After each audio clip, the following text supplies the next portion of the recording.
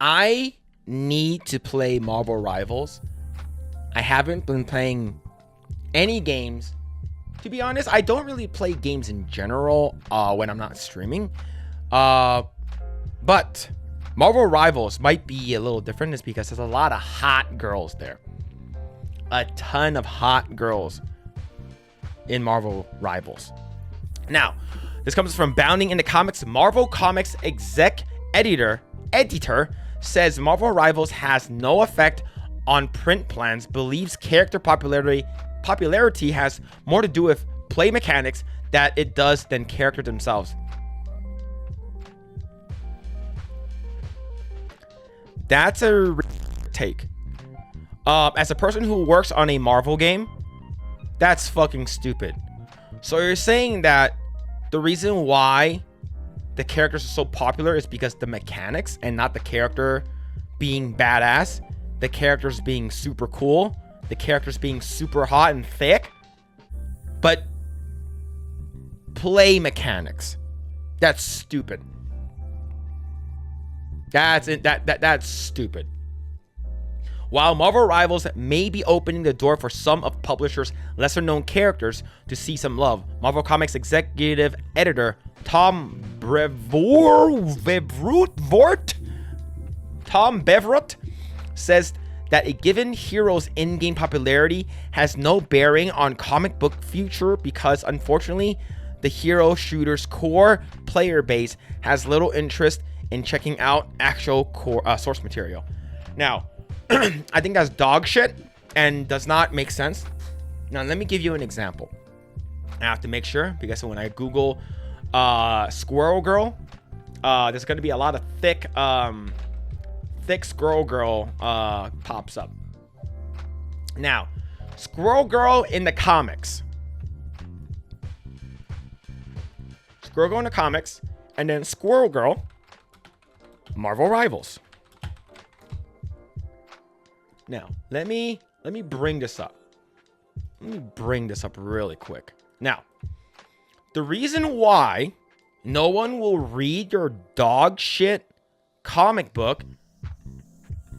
This is Squirrel Girl from Marvel Rivals. Thick, dick, one of the biggest dump trucks, also a cool character. And yeah, you may or may not like her comic rendition, but I don't like it. It's because it looks like this. This is stupid. This is dumb. Not appealing. Marketing 101. This is not attractive or appealing in any way. I'm not going to buy a comic book with the main character looking like a piece of shit, for a lack of a better term. Now, if Squirrel Girl looked like this in the comic book, sign me the fuck up. Okay?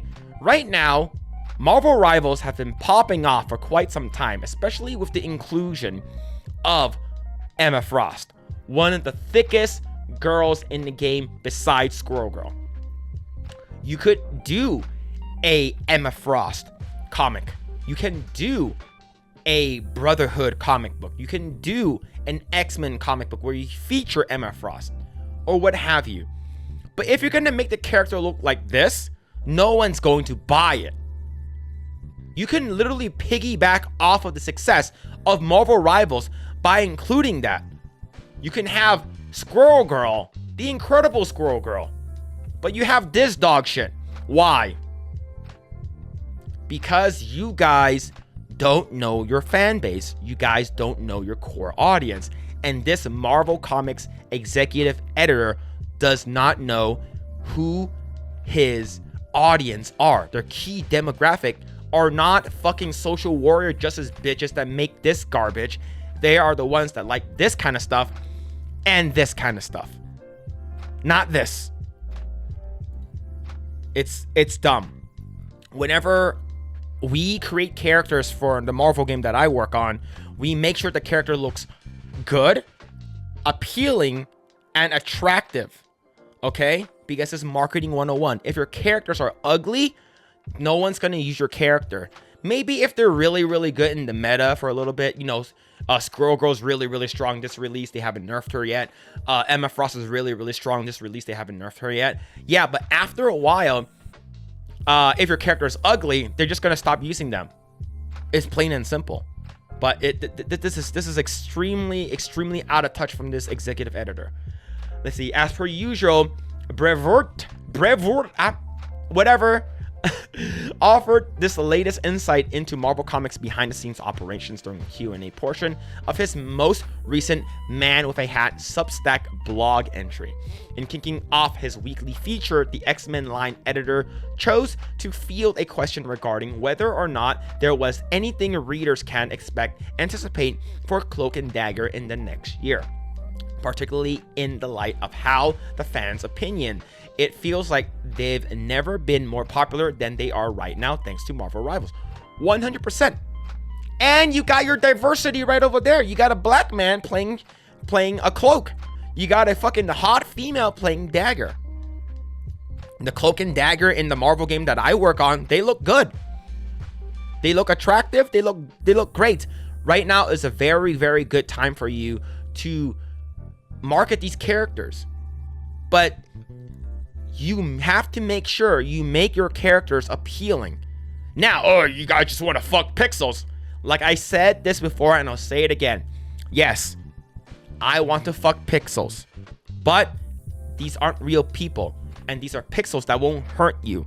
Now, do you have to overly sexualize them? Not necessarily, but make them appealing. Make them cool.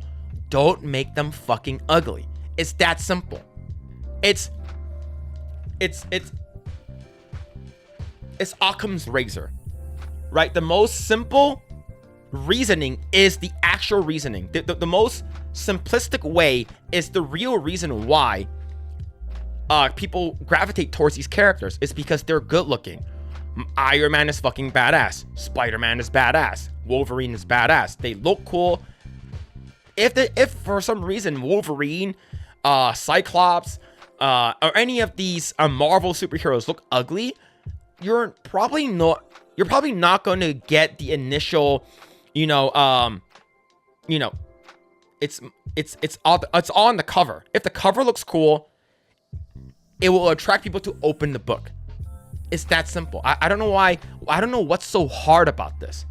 Unfortunately, for not only the fan who asked said question, but also those hoping to see a potential comic book resurgence for the characters such as Hela, Emma Frost, Penny Parker, or Adam Warlock, or in the case of Luna Snow, an initial comic book boom.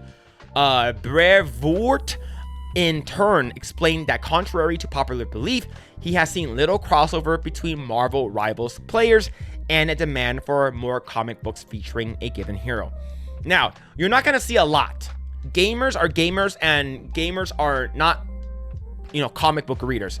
And if it's, anyone to blame, Marvel has to blame themselves for it. The comic book industry, especially the US comic book industry, has been dying or basically dead for a very long time now. I would say within the past, maybe almost 10 years. Given the fact that you have a lot of shitty writers changing up lore, adding dumb shit, making characters look less attractive, making Miss Marvel or Kamala Khan, making her a mutant. That's a stupid choice. Making Captain Marvel a fucking Mary Sue, and diminishing every cool male characters. That's such a bad way, and there's a reason why there's not going to be a lot of crossover. Now, if there are very hot characters, you'll get some that would cross over. A lot of gamers are gooners. I'm one of those gooners. I'm one of those gamer gooners. Now, if that were to happen, you bring in a character look how appealing Squirrel Girl is. Look how good she looks. If Squirrel Girl was on the cover of a comic book that looks like this, it will entice me to go buy it. It will titillate my 2-incher. I will legit go pick it up, or at least open the comic book to see what's it all about. I will never do it for this. I remember when I was working, I had a friend who was like, "Hey, did you see that Squirrel Girl beat Thanos?" And he showed me the comic that looks like this. I'm like, bro, I'm never going to read this comic. I'm just not. I don't find this character in any way appealing. It's just a big no. That it's basically a nah, dog. Ain't gonna happen. It's that simple. Make your characters good looking. There's a reason why Spider-Man, Batman, Superman are the 3 top sellers, because most of the time they are really cool and badass. But now DC is not like an outlier or anything like that. They have been also ruining their comics for a long time now too, but not as bad as Marvel. I tell you, I tend to think that popularity in Marvel Rivals likely has more to do with play mechanics than it does the characters themselves, which is bullshit. Remember, I had no idea Iron Man was an actual man inside an iron suit. I was a dumbass kid. I saw this cool mech looking robot in Marvel vs. Capcom that has a fucking giant cannon, and he has a shield that looks straight up from Gundam, like a fucking like it was fucking badass. I didn't know there was a dude in there. I thought it was just a fucking robot. And then I saw the show, the animated show from the 90s, and it's literally a white dude with a mustache. I'm like, oh, cool. All right, I still like this. This is really cool. Now imagine if Iron Man didn't look cool, and he looked like a piece of shit. I would not like that character. Same thing with Captain America, Spider-Man, Wolverine. Like I would not care. This is such a like boomer. This is such like a boomer like low IQ take from this this executive editor. You clearly do not know your fan base. And you're like, oh, the reason why the game is, the reason why the people and the players like the game is because the mechanics of the games are really good. I'm like, you clearly are saying that is because you have a lot of woke bitches that work at Marvel. Unfortunately.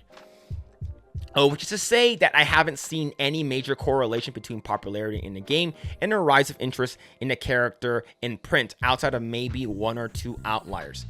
Like I said, make your characters cool. That's it. Make your characters attractive, appealing, make them cool. That said, we're planning to do some Cloak and Dagger in the near future so that potential audience will have something to take a look at. Interestingly, while Brevoort did not specifically note which characters were the outliers when it came to Marvel Rivals comic book influence, a cursory glance at Marvel Comics' upcoming publishing plans reveal at least one confirmed candidate, Jeff the Landshark. Jeff the Landshark still is one of the most new hit popular characters from Marvel Rival, and it makes sense. It definitely makes sense, right? It's because this character is cute, it's cuddly, girls like them, guys thinks it's annoying, and I if I was gonna play Marvel Rivals, I would use what's it called again, Iron Fist, and run up to him and punch this stupid ass shark to death and destroy the shark. But yeah. But the thing is, like I said, make the characters good looking. Making his debut since the side of the character of Kelly Thompson's West Coast Avengers and Deadpool Volume 8 before spending the last 4 years near exclusively relegated to his own Infinity comic, Marvel Rivals' fearsome strategist will be getting his first print solo series this June 18th. As written by Thomas and illustrated by Marvel Rivals Infinity comic artist Tokido Koro. Plus, he also got his own Magic the Gathering cards, part of the Deadpool-centric Secret Lair drop, which is really cool. Right over there with Gwenpool. Notably, this is not the first time Brevoort has made it clear that the popularity given Marvel Rivals character is not one he considers when making publishing decisions. Asked earlier this year whether or not the publisher was looking to capitalize on the increased interest getting paid to Galacta thanks to her starring role as the game's announcer, the executive editor affirmed that while Jordan D.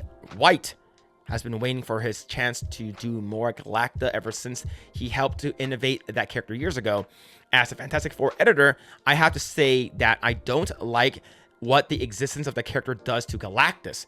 So I'm very much in favor of refraining from more Galacta content, while at least within the mainstream the MU. Look, Galacta is big and cute, and she can destroy me by sitting on my face. Give the Gooners what they want. Trust me. Lean into the degeneracy. Lean into the Coomerism and the Goonerism. The Goon Squad will show up and buy your stuff. Just trust. Just trust us, okay? If you want to make money, it works, right? And the person who voiced a Squirrel Girl has big ass titties. Yeah, just let it happen. But yeah, I think it's just such a dumb take from an executive editor. He clearly doesn't know the fan base. He clearly does not know his key demo, and I feel like he's just out of it. Like, he doesn't care. And I think if the characters are cool and attractive, it'll draw them in. Now, it's not just about cool and attractive characters, though. You also got to make the stories work. Now, once you hook your fans, you hook the readers by drawing them in with hot, big titties, make sure you also have good writing. Now, if Jeff the Land Shark comes out and it's like, hey, I'm a transsexual shark. Hey, I'm non-binary shark. It's dead on arrival. It's straight up dead on arrival. Do not do that. Just make it a very cutesy shark doing superhero shit. That's all you need to do.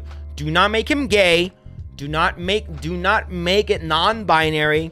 Do not make it. It's a fucking shark, okay? You do not need to do any of that kind of stuff. Just have a good writer, cute art, good illustrations. That's all that matters. I'm literally giving you the Bible that everyone already knows on how to make good shit. Have cool characters, attractive characters, appealing characters, good writing. That's it.